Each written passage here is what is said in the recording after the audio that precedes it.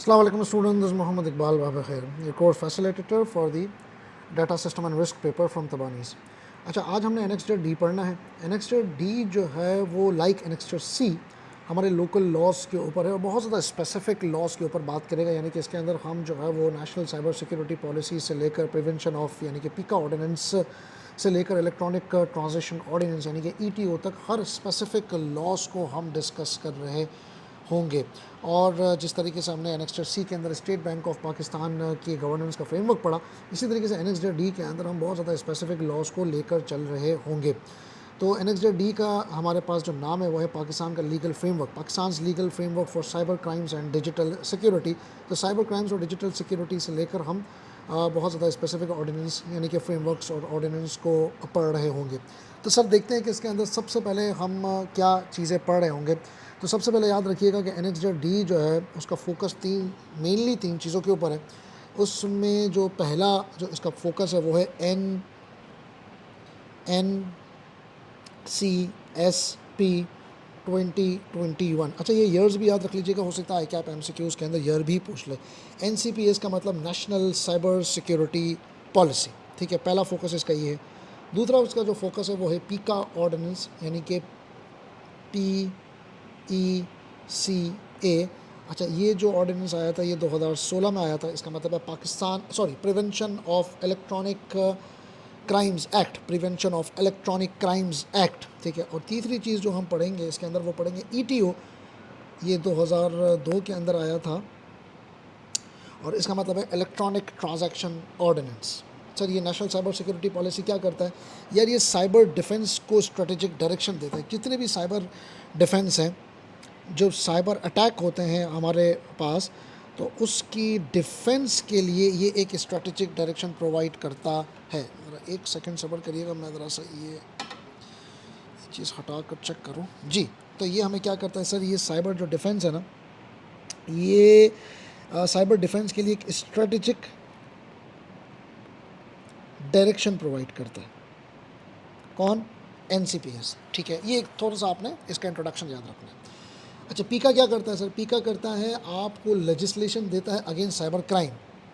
इसके तो हम डिटेल में भी पढ़ेंगे।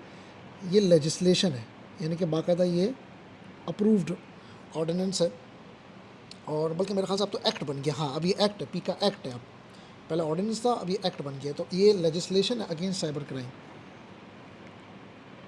Against cyber crime. ETO क्या करता है, जितनी भी आपके पास इलेक्ट्रॉनिक ट्रांजैक्शंस हैं यानी कि जिसको हम डिजिटल ट्रांजैक्शन कहते हैं, ये उसके बारे में आपको बताता है। यानी कि ये क्या करता है सर, ये वैलिडेट करता है जितनी भी आपके पास डिजिटल ट्रांजैक्शंस हैं, जितनी भी डिजिटल ट्रांजैक्शंस हैं उसको वैलिडेट करता है। तो बेटा हमारे पास तीन किस्म के एनेक्स्टर डी के अंदर जो है ना लॉज हैं। एक पीका, एक NCCPS और एक हमारे पास ETO 2002। और मैंने आपको तीनों की जो है ना वो मेनली एक छोटी मोटी डेफिनेशन बता दी है जिससे आपको चीज़ें समझ में आएंगी। ठीक है सर, ये बात समझ आ जाती है। अब सबसे पहले बात करते हैं NCPS की। यार सबसे पहले आप ये भी देखें कि NCPS जो ना वो इशू किसने किया।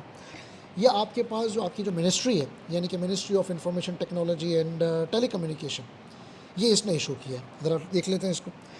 ये आपको इशू किया है मिनिस्ट्री ऑफ MOITT।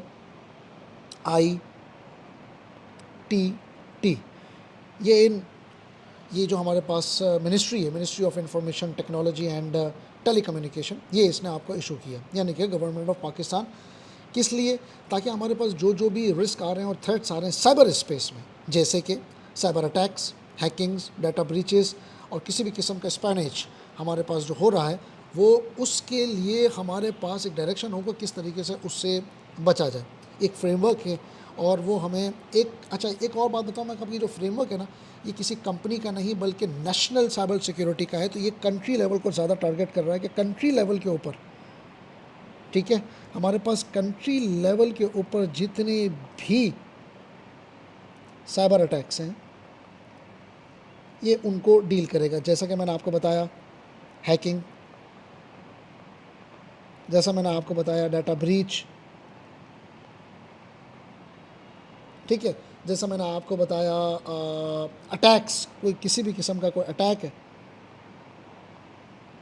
ठीक है, जैसे हमने पढ़े थे ना, फिशिंग है, आपकी ईमेल स्पूफिंग है, किसी भी तरह की कोई भी टेक्निक है, कोई भी मेथड इस्तेमाल हुआ, तो इन सब के लिए कंट्री लेवल के ऊपर एक आपको गाइडलाइन देता है कि भाई इनसे किस तरह बचा जाए। अच्छा, इसका ऑब्जेक्टिव क्या है भाई? हमारे पास जो मेन जो दूसरा है, सबसे पहले तो इसका ऑब्जेक्टिव यही है कि भाई अगर मैं इसकी ऑब्जेक्टिव की बात करूँ तो सबसे मेनली इसका जो ऑब्जेक्टिव है ना वो है CII को प्रोटेक्ट करना। अब ये CII क्या है? प्रोटेक्शन ऑफ CII का मतलब क्रिटिकल इंफॉर्मेशन इंफ्रास्ट्रक्चर। अब ये क्रिटिकल इंफॉर्मेशन स्ट्रक्चर का मतलब ये है कि भाई फॉर एग्जांपल जो हमारे पास जो क्रिटिकल सेक्टर है, हमारे पास क्रिटिकल सेक्टर के अंदर एनर्जी है, टेलीकम्युनिकेशन, बैंकिंग, हेल्थ, डिफेंस, जो पाकिस्तान के डिजिटल इंफ्रास्ट्रक्चर की बैकबोन है, ठीक है। तो सबसे पहले इसके अंदर अगर हम देखें तो हमारे पास टेलीकॉज आते हैं, यानी कि टेलीकम्युनिकेशन कंपनीज है, एनर्जी है, आपको याद है ना, एनर्जी के अंदर टेक्नोलॉजी सबसे ज़्यादा इस्तेमाल होती है, स्मार्ट ग्रिड, अगर आपको याद हो, बैंकिंग, बैंक के अंदर टेक्नोलॉजी का इस्तेमाल करना बहुत ज़रूरी है क्योंकि क्रिटिकल इन्फॉर्मेशन है। उसके बाद हेल्थ केयर, हमने पढ़ा था कि हेल्थ केयर जो है वो बड़ी क्रिटिकल इन्फॉर्मेशन प्रोसेस करती है, तो इस तरीके से, और गवर्नमेंट के दूसरे इदारे जैसे कि नादरा, ठीक है ना, तो इन सब को मिलाकर हम CII कहते हैं। CII मतलब कि क्रिटिकल इन्फॉर्मेशन इंफ्रास्ट्रक्चर। हमें इसको सबसे पहले इसको प्रोटेक्ट करना है, इसलिए हमने ये वाला जो कानून है ये पास किया, नेशनल साइबर सिक्योरिटी पॉलिसी। एक तो बात ये है, दूसरी बात ये है कि हमें अपनी जो जो कॉपरेशन है इंटरनेशनली वो भी इन्हेंस करनी है, ठीक है।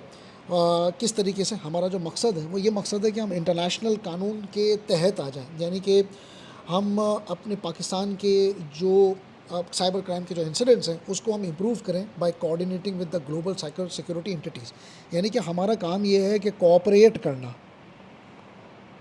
हमारा काम कोऑपरेशन है विद इंटरनेशनल एंटिटीज़। ये हमारा काम है कि कोऑपरेशन भी करना इंटरनेशनल एंटिटीज़ के साथ, ताकि लोगों को भी लगे, दुनिया को भी लगे कि हाँ भाई हम भी साइबर सिक्योरिटी के लिए कुछ कर रहे हैं, साइबर डिफेंस के लिए कुछ कर रहे हैं, ठीक है। अच्छा, तीसरा जो इसके अंदर है वो ये है कि भाई अवेयरनेस भी क्रिएट करना, ये इस कानून का मकसद है, awareness trainings amongst the people of Pakistan, ठीक है। हमें ट्रेनिंग्स भी लेकर आनी है ताकि हम साइबर सिक्योरिटी की प्रैक्टिसेस लेकर आ सकें। कहाँ कहाँ पर सर? स्कूल्स में, यूनिवर्सिटीज़ में, ठीक है। इसके अलावा एक पब्लिक अवेयरनेस कैंपेन्स भी हम चला सकते हैं। देखिए ये अब सवाल आ सकता है बड़ा फुल फ्लैश, इसलिए मैं इसके ऊपर बात कर रहा हूँ।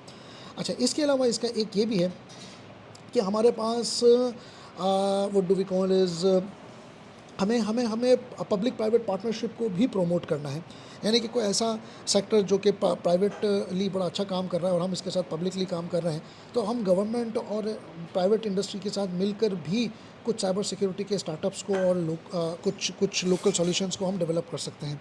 तो हमारा काम है डेवलप करना, यानी कि गवर्नमेंट का काम है डेवलप करना पब्लिक प्राइवेट पार्टनरशिप्स को, ठीक है। तो ये कम से कम मेनली 4-5 किस्म के ऑब्जेक्टिव्स हैं जिसको हमें दिमाग में रखना है कि भाई इसका जो है ना वो इसका जो है ना वो क्या है। अच्छा, इसके बाद इसी के अंदर चूँकि हम NCPSC पढ़ रहे हैं, तो इसी के अंदर आप दिमाग में रखिएगा कि इस पॉलिसी के अंदर जो है ना वो 3 किस्म के स्ट्रक्चर्स बताए गए हैं जिसको हम कहते हैं 3 टायर स्ट्रक्चर। इस पॉलिसी के अंदर हमारे पास 3 टायर स्ट्रक्चर गिवन है इसी पॉलिसी के अंदर। अब वो क्या चीज़ है? देखिए, ऑब्जेक्टिव MCQs का पार्ट बन सकता है। पहला है इसका नेशनल लेवल, दूसरा सेक्टर लेवल, तीसरा ऑर्गेनाइजेशन लेवल। आइए सर पढ़ लेते हैं इसको भी, क्या चीज़ है। पहला है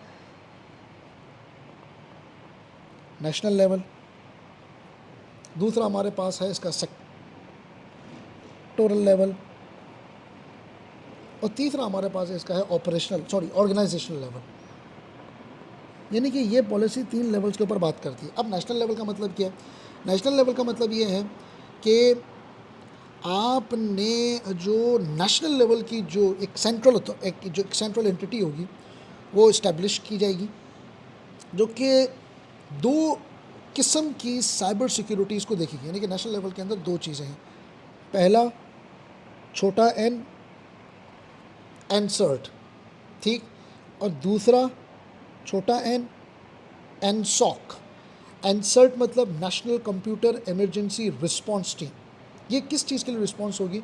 कि किसी भी किस्म के साइबर इंसिडेंट जो कि नेशनल लेवल पे होंगे और इंटरनेशनल एजेंसीज के साथ ये लिंक में रहेगी, ये वाली जो एंटिटी होगी। एक एंटिटी है नेशनल लेवल के ऊपर, जो दो एंटिटीज़ बनाई गई, इसमें एक एनसर्ट है। एनसर्ट मतलब national computer emergency response team, लिख लीजिएगा इसको, ठीक है। और इसका काम क्या होगा? इसका काम ये होगा कि ये रिस्पॉन्सिबल होगी साइबर अटैक्स के लिए जो कि नेशनल लेवल पे होते हैं। ये रिस्पॉन्सिबल है for cyber attacks at national level, ठीक है। इसका काम है कि ये इसको डिटर करेगी, डिफेंस करेगी, इसको रोकेगी, इसको क्वारंटाइन करेगी, किल करेगी, आपके पास पोस्ट इंसिडेंट रिव्यू करेगी नेशनल लेवल के ऊपर, डिजिटली अटैक जो होगा। और एन सॉक मतलब आपको पता है सिक्योरिटी ऑपरेशन सेंटर, और एन मतलब नेशनल। ये क्या करेगी सर? ये मॉनिटर कर रही होगी। ये किस चीज़ के लिए रिस्पॉन्सिबल है? रिस्पॉन्सिबल फॉर मॉनिटरिंग, किस चीज़ का? Monitoring of the real time threats, ठीक है ना। ये मॉनिटर कर रही होगी।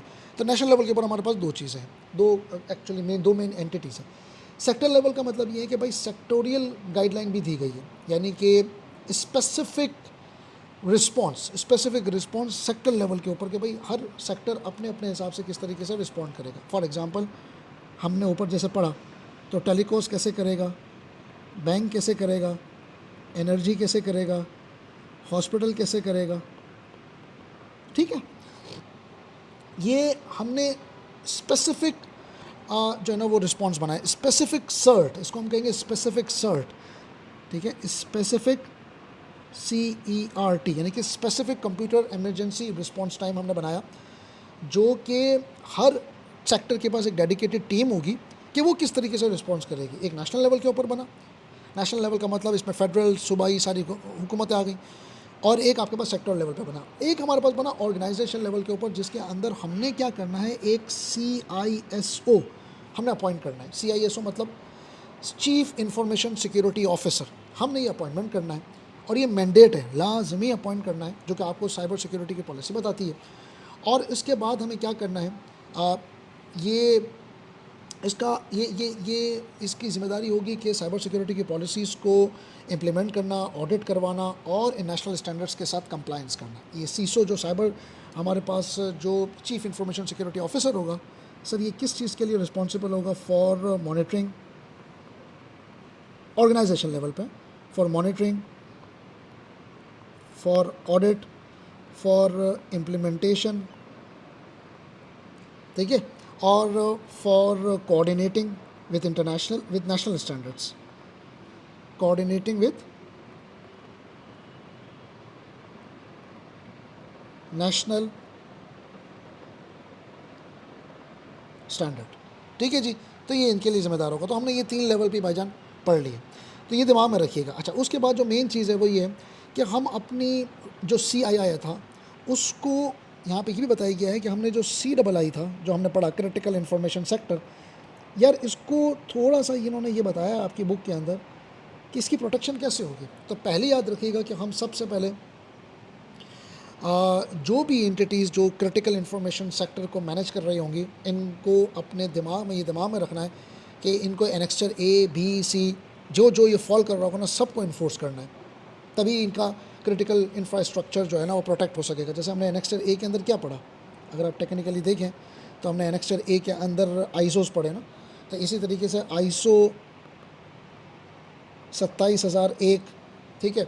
उसी तरीके से हमारे पास जो साइबर सिक्योरिटी के फ्रेमवर्क्स हैं, ये इनको इन्होंने क्या करना है, साइबर सिक्योरिटी के जो फ्रेमवर्क्स हैं, सबसे पहले इनको इंश्योर करना है, जो भी CII को मैनेज कर रहा होगा। नंबर 2, सर आपने जो है ना वो लाजमी 2 चीज़ें करनी है। क्या? सबसे पहले आपने साइबर सिक्योरिटी के रिस्क की असेसमेंट करनी है, रेगुलर आपने साइबर सिक्योरिटी का रिस्क को असेस करना है। दूसरा, आपने इंसिडेंट रिस्पॉन्स प्लान बनाना है, और इंसिडेंट रिस्पॉन्स प्लान आपको पता है ना, पोस्ट प्लान होता है कि अगर हमें अटैक हो गया तो हम रिकवर कैसे करेंगे। तो आपने इंसिडेंट रिस्पॉन्स प्लान भी बनाना है, ताकि आप रिकवर कर सकें। ये दूसरा काम करेगा जो भी बंदा CII को प्रोटेक्ट कर रहा होगा। और तीसरा आप करेंगे कि आपका जो सेंसिटिव डेटा है ना, इसको आप लोकलाइज करेंगे, इसको आप इनक्रिप्ट करेंगे, ना कि उसको आप जो है ना वो किसी थर्ड पार्टी को देकर कंप्यूटिंग पे या क्लाउड पे डाल देंगे। तो आपने क्या करना है, ये जो CII की जो प्रोटेक्शन है वो कैसे होगी कि ये मैंडेट करेगा क्या, लोकलाइजेशन अच्छा वर्ड है, लोकलाइजेशन ऑफ सेंसिटिव डाटा, ठीक है, और एंड इनक्रिप्शन ऑफ डाटा। आपने डाटा की भी इनक्रिप्शन करनी है ताकि आप अनऑथराइज एक्सेस से बच सकें। तो बेटा CII की प्रोटेक्ट करने के लिए 3 काम हमें इस लॉ के अंदर बताए गए कि भाई सबसे पहले आप जो भी आपके इंटरनेशनल स्टैंडर्ड्स इनको इन्फोर्स करें, दूसरा आपने IRP और रिस्क को रिव्यू करना है रेगुलर, और फिर आपने सेंसिटिव डाटा को लोकलाइज करना है। सर उसके बाद हमारे पास एक लास्ट चीज़ इसके अंदर है, वो है ADM, एक्टिव डिफेंस मेजर्स। क्या क्या चीज़ें होंगी अगर हमें साइबर सिक्योरिटी डिफेंस को करना है तो क्या क्या होगा। सबसे पहले हमें DNS फिल्टरिंग करनी पड़ेगी, बड़ी ख़तरनाक किस्म की टर्म है लेकिन हमें DNS की फ़िल्टरिंग करनी पड़ेगी। DNS फ़िल्टरिंग मतलब क्या होता है सर आपने किसी भी ऐसे अनऑथराइज्ड एक्सेस को ब्लॉक करना है, ठीक है, जो कि आपको लगे कि वो साइबर थ्रेट पे आ रहा है, यानी कि किसी भी किस्म के मेलवेयर हो गया, ठीक है, आपकी फ़िशिंग हो गई, ठीक है, और आपने उसको क्या करना है, ब्लॉक करना है इनके एक्सेस को, यानी कि अननोन ट्रैफिक को, इंक्लूडिंग अननोन ट्रैफिक, ठीक है। जिस तरीके से हम गार्ड बिठाते हैं बाहर फिज़िकल इंफ्रास्ट्रक्चर को सिक्योर करने के लिए, इसी तरीके से इनको हम क्या करेंगे, DNS फिल्टरिंग करके इनको मेलवेयर को या ब्लॉक, मतलब किसी भी तरीके से इसको हम DNS की फ़िल्टरिंग कहेंगे, और इसको हमने ब्लॉक करना है पहला। दूसरा हमें क्या करना है सर, हमें पब्लिक की अवेयरनेस प्रोग्राम को लेकर आना है। हम जो है वो अवेयरनेस प्रोग्राम लॉन्च करेंगे,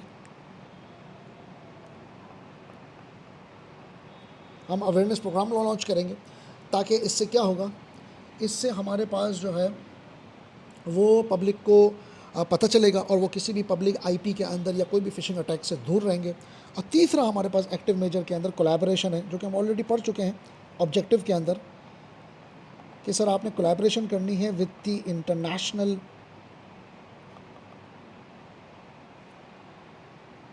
इंटरनेशनल एजेंसीज़। और इसका क्या मतलब है, इसका मतलब ये है कि भाई आप इंटरनेशनल स्टैंडर्ड्स के साथ मिलकर पाकिस्तान के साइबर सिक्योरिटी के डिफेंस को और मजबूत करें। तो ये 3 हमारे पास एक्टिव डिफेंस मेजर्स हैं। और यहाँ पर हमारा पास जो पहला पोर्शन NXT का है वो ख़त्म हुआ, और इसके अंदर हमने ADM पढ़ लिया, CII को प्रोटेक्शन कैसे करनी है वो पढ़ लिया, national level, sector level, organisation level को पढ़ लिया, ऑब्जेक्टिव्स पढ़ लिए, और उसके बाद इस NXT का स्कोप पढ़ लिया। ठीक है, अब हम बढ़ते हैं दूसरी पार्ट की तरफ NXT के।